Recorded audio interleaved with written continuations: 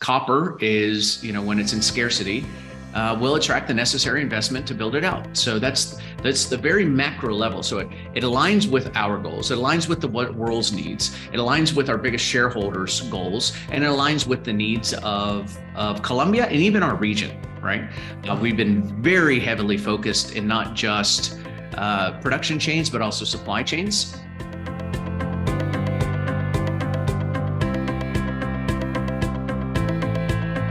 Hello and welcome viewers to Assay TV. In this feature, we're delighted to be catching up with Libero Copper and Gold. And they are, of course, a leading mineral exploration company with a portfolio of copper deposits throughout the Americas. And I'm catching up once again with Ian Harris, President and CEO of the company. Ian, great to catch up with you again. You too, Adam. Nice to be here. So all eyes seem to be on the Mocoa project, your porphyry copper deposit over in Colombia.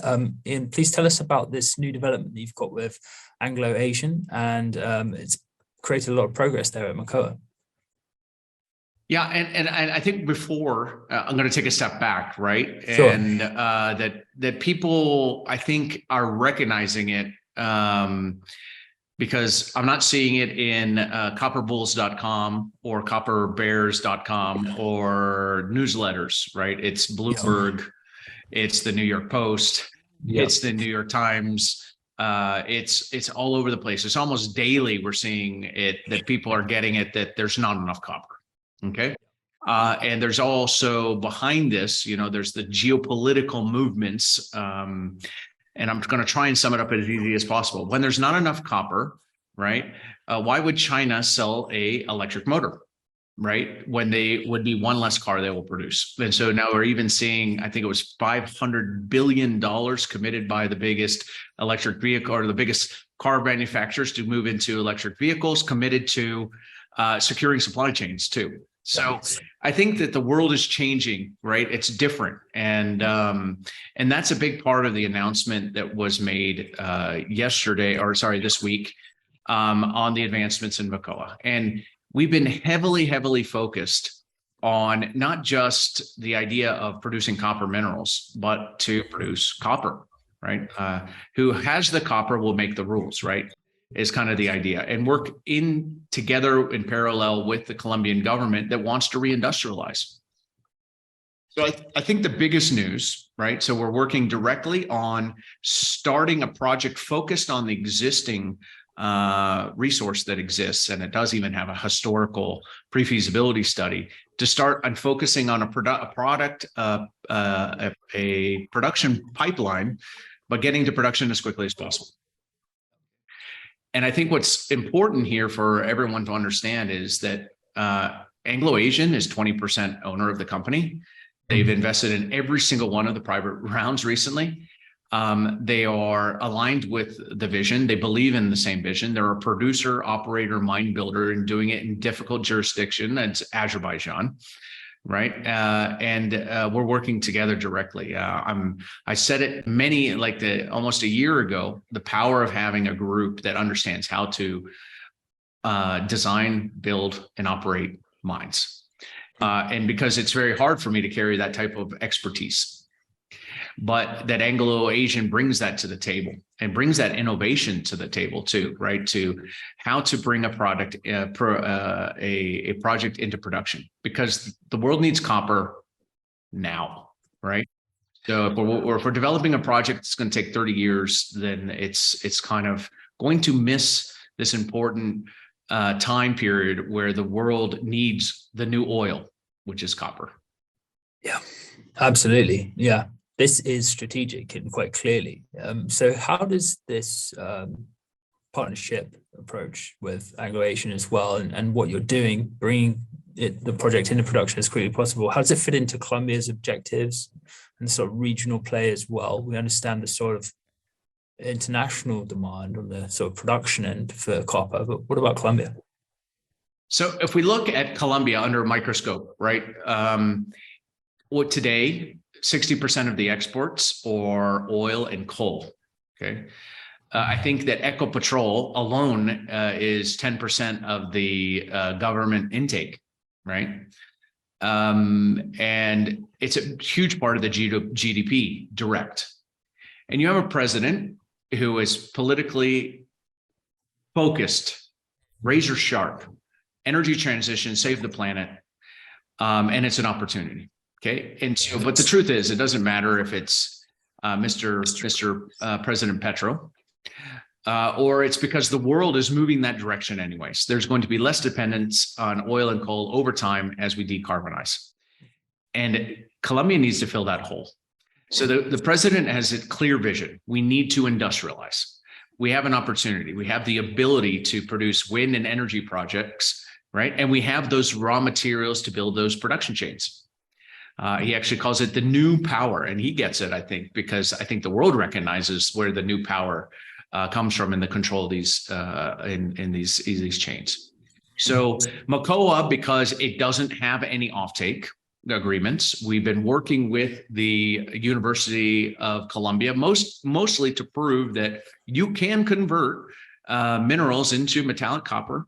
This is actually copper from the Mocoa project, right, produced in Colombia and transformed into a key. Obviously, the key to the energy transition.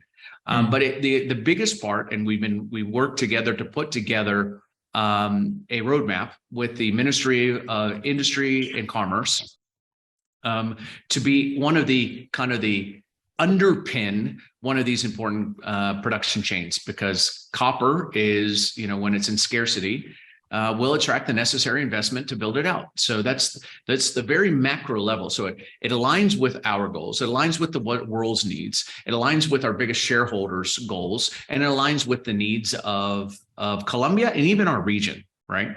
We've been very heavily focused in not just production chains, but also supply chains.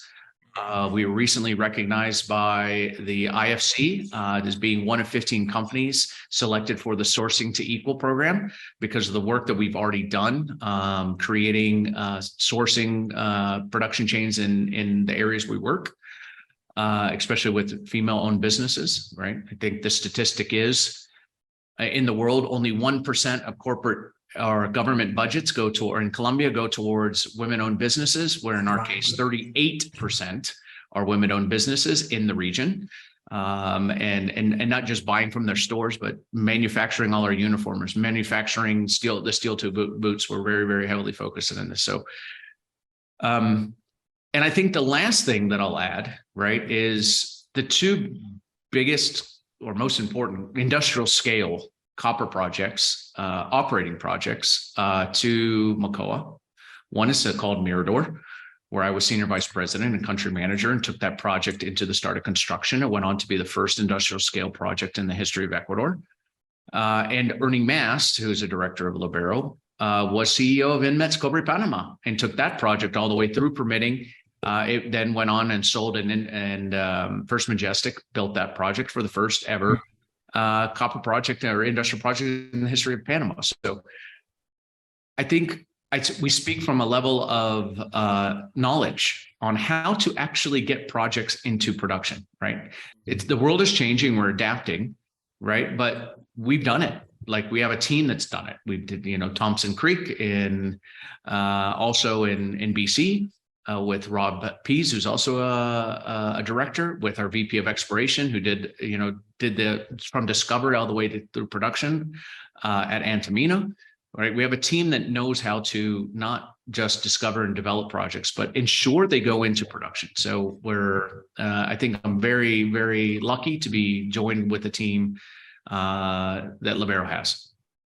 Absolutely. Excellent. Well, look, there's a lot of wind in the sails here. If I could touch on one other maybe sort of regional dynamic, is that, the regime change in Chile, and as the biggest exporter of copper, mined copper product, that surely puts Colombia in sort of a new spotlight almost in terms of investors or people looking for sort of lower risk and new opportunities within the copper spectrum. I once there's a graphic floating around out there in social media space that shows this is the ball of copper produced in the history of mankind. And here is twice as much that we need to produce in the next 27 years to meet net zero. Okay. Yeah. So Chile is the biggest producer, right? But they need to produce 2 times more, right? Which is not happening. Actually, Chile's production is actually going down. And there's a copper belt that goes from Chile to Panama, right? It's called the Andes belt, right? And it's got 3 different periods. I won't go into the geology, but that has 12 of the 20 biggest mines in the world. So we know Peru is now the 2nd largest producer. Ecuador, because we just talked about it, is producing copper and has 6 projects in development. So that Colombia is a new space. But the difference is that Colombia will actually not, hasn't committed their export, right? Can produce the copper in country and have the copper available for production chains when the world needs it, right? My analogy is always Saudi Arabia, right? The world had oil. But all of a sudden, we had an internal combustible engine. We needed airplanes and tanks and airplanes and trains and all these other things. And bang, there was a discovery of oil. And Saudi Arabia was producing 1 million barrels per day in the 1950s, right? Colombia produces 1 million barrels a day. The difference is Saudi Arabia had it when the world needed it. And that's the position and that's the opportunity that Colombia has. Yep. Fantastic. Excellent. Okay. So drilling down into Mocoa, just in the project level, what are some of the catalysts that are coming up, aside from the sort of macro view that we've covered? What are some of the details and the news flow that investors can look forward to as you get towards this development phase? Yeah, I think there's basically 2 arms that are coming together. Right. One is obviously as the project develops, there's going to be more work being done on the project and being able to see some of that information coming out to see the robustness. I mean, I'd like to, there's a kind of a reminder, some of the drilling in Mocoa was some of the best in the world, right? To understand its quality of asset. But the other one is, as it becomes more apparent, the alignment with government and the importance of this project and underpinning the plans of Colombia. Right now, we're in the last steps of approval in Colombia of the National Strategic Plan, which is in Congress and Senate. And then we'll see, I think as the details come out, right, it will become more important.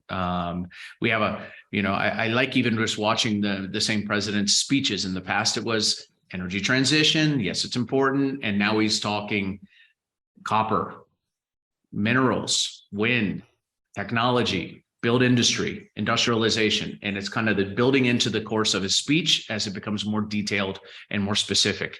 And I think that that's going to be a significant catalyst. At the end of the day, Mocoa contains today 2 million tons of copper, right? And at our current valuation, that's about 0.5 penny per pound. Right. So I think as this project is clear that it's going to be clearly de-risking, it's going to be a massive. And I think as the project continues to develop, will also create significant value. So we see multiple catalysts at Mocoa in the short and medium term. Right. Yeah, absolutely. Excellent.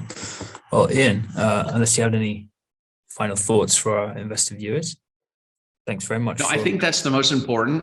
Obviously, there's still Argentina in the background, and I'm getting pretty excited because I think we're going to be going down there at the end of the May to go with some very important meetings. And we're very happy with the relationships that's been developed in Argentina, because again, we approach projects differently because we know kind of a secret formula on how to make sure they advance properly, working with our community, working on a national reputation, working on alignment with government. And I think we've created a very solid base for the advancement of our project in Argentina. We'll be following behind in the footsteps of Mocoa. Yeah, absolutely. Argentina is an exciting I won't say new jurisdiction to mining, but it's certainly ramping up efforts in sort of all kinds of mined commodities at the moment, whether it's lithium, copper, uranium. And if you forget this sort of like, the Federal Reserve kind of narrative, actually working there and operating there seems to be very positive this decade. Yeah, I guess a lot of people do know now, right? But, Argentina is very decentralized and there's a lot of authority within the region. San Juan is obviously the premier mining district in Argentina. That's where our project is located. And it's very heavily focused and they're getting it. And, it's a very similar language everybody's talking right now. And so it's a very exciting place to be working right now. Excellent. Very good. Well, Ian, thanks very much for the snapshot of what's going on. Some real exciting momentum there for Libero, and we look forward to catching up later in the year as things advance with Mocoa and in Argentina as well. Thanks, Adam. I appreciate the time. Thank you.